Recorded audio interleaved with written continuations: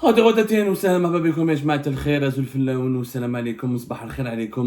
que vous allez bien, j'espère que vous vous portez bien. Gaza. Ah ben, comme le discours sur Gaza en Algérie est devenu une variable, une constante, même pas une variable, une constante de la pratique politique algérienne. On a déjà parlé comment les dirigeants algériens utilisent la question palestinienne comme un fonds de commerce, etc. Et que c'est très intéressant pour les dirigeants algériens de détourner l'attention de l'opinion publique algérienne sur les problèmes de notre pays et de parler toujours de Gaza, et que l'Algérie fait tout pour la question palestinienne, alors que je rappelle quand même juste un indicateur. Il y a seulement un seul indicateur qui nous permet de démolir le discours des dirigeants algériens. C'est simple, si l'Algérie était réellement se soucie réellement de la question palestinienne, pourquoi ces autorités interdisent les marches en faveur de la Palestine?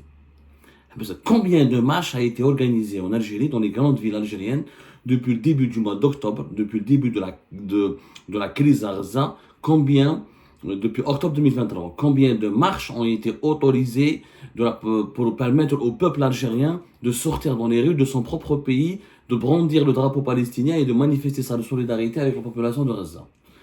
La réponse à cette question suffit largement pour démolir le discours des dirigeants algériens. Il n'y a eu qu'une seule marche. Les rassemblements, toutes les autres initiatives de la société civile, de la population étaient interdites. Il y a eu quelques actions protocolaires superficielles de la part de certaines organisations de masse et de partis politiques algériens, des rencontres dans des salles fermées, etc. Mais aucune action. La population algérienne a été interdite totalement d'organiser la moindre marche populaire, le moindre rassemblement, la moindre action favorable à la Palestine ou à Gaza. Donc, les dirigeants algériens disent que la Palestine, on est là pour l'aider, c'est une cause nationale. Plus c'est une cause nationale, pourquoi tu ne permets pas à ton peuple de manifester dans les lieux de son propre pays? Donc, c'est plus crédible. Mais maintenant, le début de la campagne électorale, Abdelmajid Tebboune, vous avez bien suivi ce qui a été dit, ce qu'il a suivi, ce qui s'est passé par rapport à la polémique a été enclenchée par rapport à ses propos lorsqu'il a été à Constantine au début de cette semaine et lorsqu'il a parlé de l'envoi de l'armée algérienne pour construire 3 hôpitaux en 20 jours. La question de Gaza est en train de procurer à Abdelmajid Tebboune beaucoup d'ennuis. Beaucoup d'ennuis parce que maintenant, il est tombé dans le piège qu'il pensait lui-même tendre à ses opposants ou à ses détracteurs. Il a pensé qu'en instrumentalisant la question de Gaza, qu'il allait susciter le buzz, soulever l'enthousiasme et renforcer sa légitimité ou sa popularité ou provoquer une adhésion de la population algérienne autour de sa candidature pour un deuxième mandat. C'est exactement le contraire qui est en train de se produire, puisque la polémique est en train d'enfler et qu'aujourd'hui, malheureusement, les propos de Tebboune sont en train de le discréditer. Pourquoi? D'abord, un événement est passé inaperçu de Barah. L'ambassadrice des États-Unis d'Amérique, hier le 22 août 2024, a demandé une entrevue. Elle a été reçue par le ministre algérien des Affaires étrangères. Et les deux personnes ont parlé de Gaza.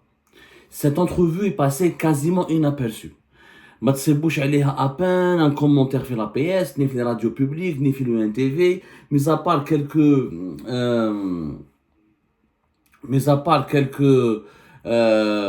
médias algériens qui en ont parlé. Pratiquement cette rencontre et cette entrevue extrêmement bizarre, il n'y a que le communiqué du ministère des Affaires étrangères algérien qui a indiqué qu'il y avait une rencontre. Et le ministère des Affaires étrangères, il a donné cette information parce qu'il a eu peur que l'ambassade des États-Unis d'Amérique donne elle-même l'information.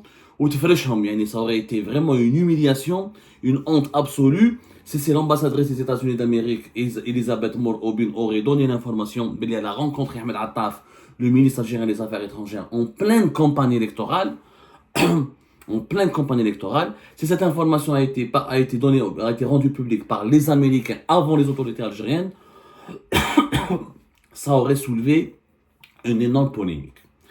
D'abord, c'est pas normal que l'ambassadrice des États-Unis rencontre le chef de la diplomatie algérienne alors que le pays est en pleine campagne électorale. Ahmed Attaf fait partie du gouvernement de Tebboune. Tebboune, il est candidat. Il est président sortant. Donc, durant cette campagne électorale, il reste président de la République.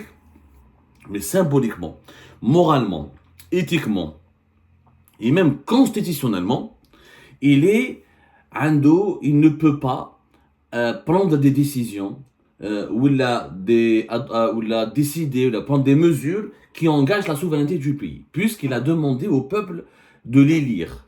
Le peuple ne s'est pas encore prononcé. Les élections auront lieu le 7 septembre. Les résultats, c'est 3-4 jours, voire une semaine après au maximum.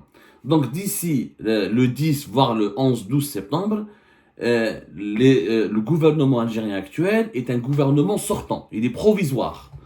Parce que Tebboune n'a pas encore obtenu le quitus, le feu vert du peuple algérien pour rester au pouvoir. Donc, logiquement, il ne peut pas mener des entretiens diplomatiques ou là parler de certaines positions stratégiques de l'Algérie, ou recevoir des délégations étrangères, ou recevoir des interlocuteurs étrangers, ou parler avec des interlocuteurs étrangers, ou engager la parole de l'État algérien, puisqu'il est en sursis. Tebboune, légalement parlant, il est en sursis. Il n'est pas assuré d'avoir gagné. Il demande que le peuple lui donne un deuxième mandat. Le peuple ne s'est pas encore prononcé. Les résultats n'ont pas été encore annoncés. Donc, il fallait attendre les élections. Il fallait attendre que les élections se terminent. Même bête, il y a quand même l'ambassade des États-Unis d'Amérique. Mais là, en plus, ce qui est quand même un peu bizarre, c'est que l'ambassadrice des États-Unis, c'est pas bizarre, c'est intriguant et c'est même, on va dire, très suspect. Elisabeth Moore-Aubin a rencontré le Ahmed Attar, le chef de la diplomatie algérienne, à sa demande. Selon nos sources, c'est elle qui a demandé l'entrevue. Elle n'a pas été convoquée à l'ambassade. Donc, c'est elle qui a demandé l'entrevue, quelques jours après la fameuse polémique sur les propos de notre président Abdelmajid Tebboune sur Gaza. Donc, au cours de la même semaine, 3-4 jours, la polémique. Donc, voilà, patientez. Tebboune, meeting, Constantine, c'était début de la semaine. C'était vraiment début de la semaine. Donc, ce que les États-Unis d'Amérique, la réponse elle est claire. Ils veulent comprendre. Ils veulent savoir qu'est-ce que le président algérien a voulu dire. C'était le dimanche 18 août. Voilà, c'était le dimanche 18 août à Constantine. Le 22 août, l'ambassadrice des États-Unis d'Amérique s'entretient avec le chef de la diplomatie algérienne. Le timing n'est pas surprenant. La temporalité, elle est éloquente, elle est suffisamment révélatrice que les États-Unis d'Amérique ont voulu vérifier avec le chef de la diplomatie algérienne les véritables intentions de Tebboune. Tel problème, tu veux envoyer ton armée pour ensuite construire des hôpitaux. On va analyser les propos de Tebboune parce que il y a beaucoup de gens qui banalisent. Ils disent non, vous avez déformé ses propos, vous avez etc. D'abord, celles et ceux qui ont déformé ses propos, ce sont ses partisans. Je vais l'expliquer plus tard. Mais diplomatiquement parlant, sur le plan de la jurisprudence des relations internationales. Quand il y a un conflit dans un pays qui oppose une armée, celle d'Israël, avec des milices armées, celle du Hamas, et quand il y a des massacres dans ce conflit, il y a des crimes de masse, quand tu dis que je vais envoyer une armée, ça veut dire que tu vas entamer le conflit. T'as l'ONU. Tu ne peux pas être neutre. Parce que les organismes internationaux sont les seuls qui sont habilités à rester neutres. Si l'ONU avait dit j'envoie des forces armées pour faire respecter un cessez-le-feu, je peux le comprendre. L'Algérie n'est pas l'ONU. Elle n'est pas là pour régler les conflits entre les deux parties. Elle soutient la Palestine. Elle dit soutenir elle a reçu déjà le Hamas en 2022. Elle dit qu'elle est avec que la cause palestinienne est une cause nationale. Elle dit qu'elle est ma Palestine zalima ou la mazlouma. Elle dit qu'elle veut absolument aider la Palestine à s'émanciper, à devenir indépendante. Donc si tu dis que j'envoie mon armée, les propos de Tebboune, on n'envoie pas une armée sur le territoire, sur le terrain d'un pays en conflit pour construire des hôpitaux. Celui où il y avait, si c'était le Croissant Rouge, je peux comprendre. Si c'était des associations caritatives, si c'était des délégations humanitaires, je peux comprendre. Mais l'armée ne fait pas dans l'humanitaire. L'armée algérienne fait dans l'humanitaire sur le territoire algérien. Quand il y a des inondations, il y a des séismes, l'armée intervient, etc. Mais sur un terrain de conflit, elle n'a pas le mandat de l'ONU, sans mandat du Conseil de sécurité de l'ONU, et sans un mandat onusien. Quand tu interviens dans un pays où il y a une guerre, ça veut dire que tu veux être partie prenante de cette guerre. Donc c'est pour ça que l'ambassadrice des États-Unis d'Amérique, elle a demandé à comprendre. Comme par hasard, les dirigeants algériens, les autorités algériennes n'ont pas médiatisé cette rencontre. Je n'ai pas vu une campagne. D'habitude, les dirigeants algériens, quand ils veulent s'en prendre à un pays, si c'était la France, ou l'Espagne, ou le Maroc, ou les Émirats, tu vois la presse algérienne, ils insultent avec le pays, ils insultent ses dirigeants, des caricatures, des menaces, des appels au boycott. Là, j'ai rien vu. Là, nous avons une ingérence américaine directe, en pleine campagne électorale. Normalement, l'ambassadeur des États-Unis d'Amérique aurait dû se contenter d'attendre la fin des élections pour parler à un officiel algérien. Parce qu'elle n'est pas sûre qu'Ahmed Attaf va rester au pouvoir. Donc, si elle parle à Ahmed Attaf, ça veut dire que l'ambassadeur des États-Unis d'Amérique continue d'affirmer que celui qui détient le pouvoir, celui qui décide, et celui qui risque de rester, celui qui va rester au pouvoir, ce sera Abdelmajid Tebboune. Alors que le peuple algérien ne s'est pas exprimé. Donc c'est une ingérence en pleine campagne électorale, à une semaine, même pas à 14 jours de l'organisation de l'élection présidentielle anticipée du 7 septembre prochain. L'ambassadeur des États-Unis d'Amérique qui s'entretient, qui parle avec le ministre algérien des Affaires étrangères. Là, pour les autres candidats aux élections algériennes, c'est Tebboune qui va gagner, c'est lui qui va rester au pouvoir, il aura le deuxième mandat, donc on préfère régler le problème maintenant. Et face à cette ingérence américaine, donc c'est l'ambassadrice américaine qui a demandé cette rencontre, ça parle de Gaza et pas de Gaza par rapport à ce qui se passe au niveau du Conseil de sécurité de l'ONU, par rapport à ce qui se passe à Gaza, ça parle de Gaza par rapport aux propos de Tebboune. Et là, le régime algérien n'a pas attaqué les États-Unis, ils n'ont pas diabolisé les États-Unis, ils n'ont pas lancé une campagne médiatique contre les États-Unis. Ah bien sûr, parce que les États-Unis, c'est pas les Émirats, c'est pas le Maroc, c'est pas la France, c'est pas l'Espagne, on rigole pas avec les États-Unis. Donc انت تقول باللي تخارك مع فلسطين و tu es une grande puissance régionale وحتى واحد ما personne ne t'impose son diktat et dans le discours de Tebboune et des autres dirigeants algériens de Ben Green Aviti Mimoun on va jamais se soumettre. هاي جات لكم l'ambassadrice des États-Unis d'Amérique وقالت لكم elle a demandé des explications, elle a demandé des comptes. Et elle a demandé des comptes, elle a demandé قالت فهمونا واش حاب يقول البريزيدون تاعكم. Qu'est-ce que ça veut dire les gens voient l'armée? C'est quoi? Vous n'avez rien dit. Donc ça prouve que les dirigeants algériens, leur discours souverainiste, leur discours pro-palestinien, les défis qu'ils lancent aux puissances étrangères dans leurs discours, dans leurs propos, c'est que du blabla.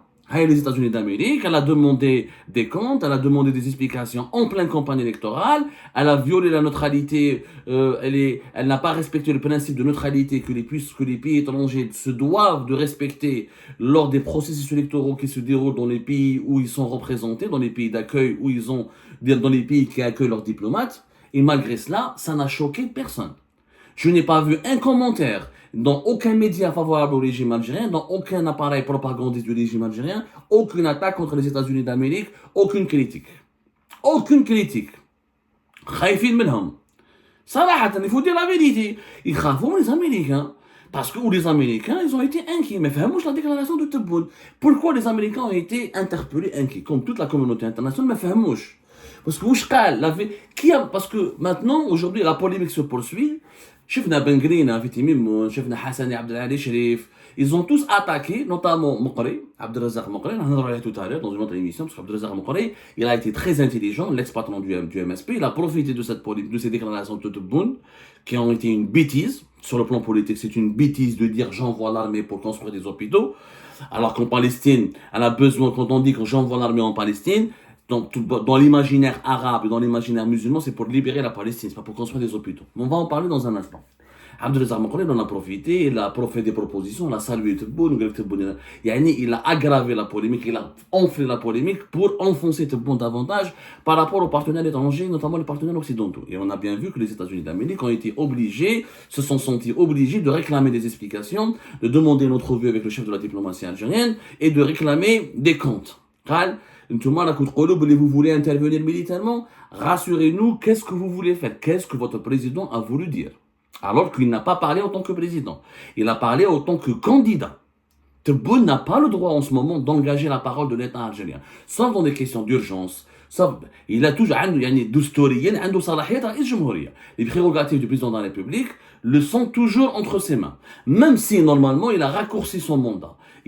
en décidant d'organiser des élections présidentielles anticipées, il a raccourci son mandat, il aurait dû démissionner. Mais il n'a pas respecté la Constitution, on en a déjà parlé le mois de mars 2024, on a expliqué par A plus B que constitutionnellement et légalement, il aurait dû démissionner pour se montrer candidat pour se porter candidat au deuxième mandat. Il n'a pas démissionné.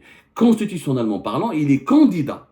Mis à part certaines situations d'urgence, il ne peut pas faire des décisions, faire des décrets, imposer des lois ou là, des choix politiques qui engagent la souveraineté du pays tant qu'il n'a pas été réélu. Et mais donc, l'ambassadrice des États-Unis d'Amérique, elle aurait dû s'entretenir avec le directeur de campagne de Tebboune. Elle n'aurait pas dû s'entretenir avec Ahmed Attaf. Parce que Tebboune n'a pas parlé en tant que président. Fiq Santena, c'était dans un meeting électoral. Il était candidat. Mais les États-Unis d'Amérique ont été très intelligents. Ils ont piégé Tebboune, ils ont discrédité encore davantage ces élections présidentielles.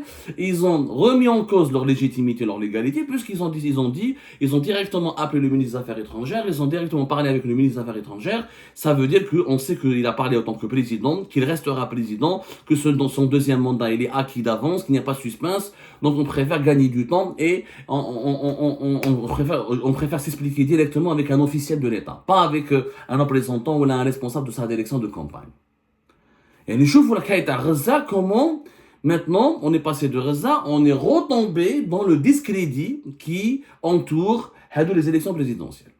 Deuxièmement, la manipulation des propos de Tebboune. Qui a manipulé les propos de Tebboune? Ce ne sont pas les opposants, c'est pas Abdelrazak Maqri, c'est pas les étrangers, c'est pas les Marocains, c'est pas les Égyptiens, c'est pas les Français, c'est les partisans de Tebboune.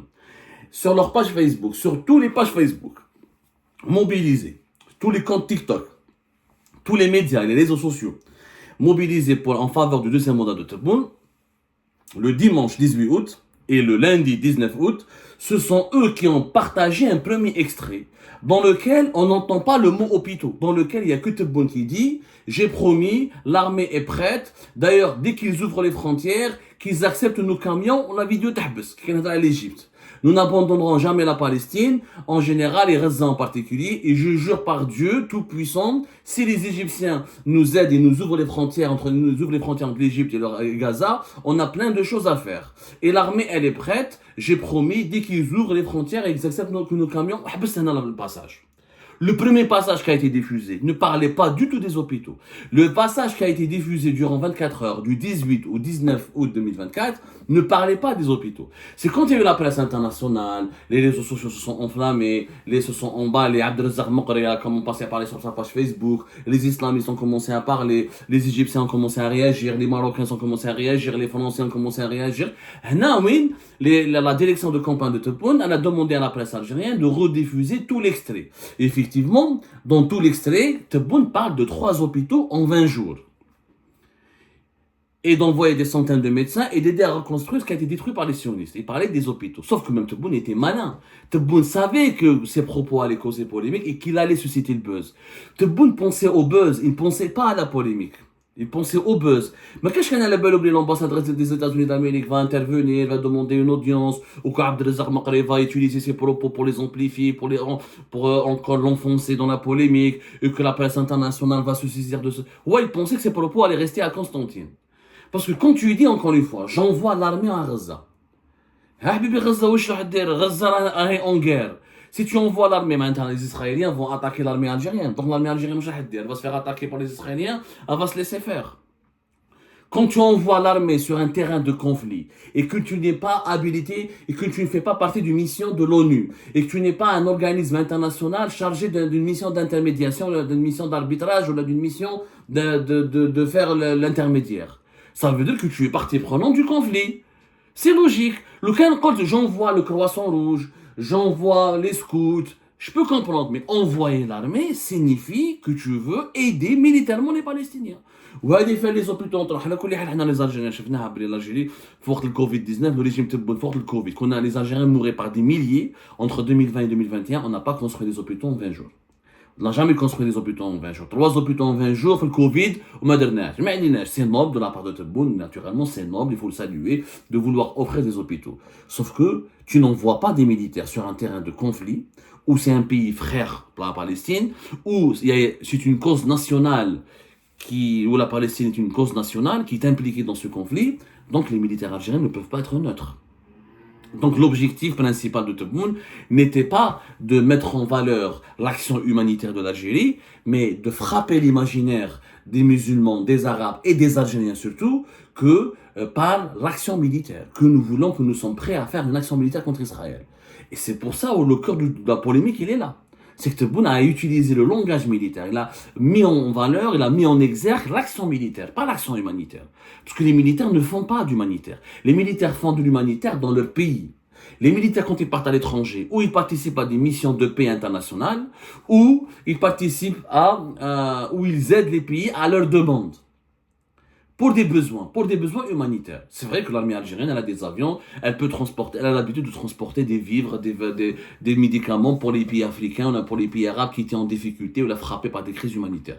Mais quand ces pays-là le demandent, mais un pays qui est en conflit, et fait l'objet d'une occupation militaire, et ce pays c'est la Palestine, pas n'importe quel pays, ou ce pays, toi tu lui dis, c'est une cause nationale, et quand tu dis que je vais envoyer mon armée, pour construire 3 hôpitaux, ça n'a pas de sens. Les Israéliens vont détruire les hôpitaux que tu vas construire. Les Israéliens, s'ils voient que ton armée arrive, ils vont la détruire. Donc tu vas entrer en guerre contre Israël.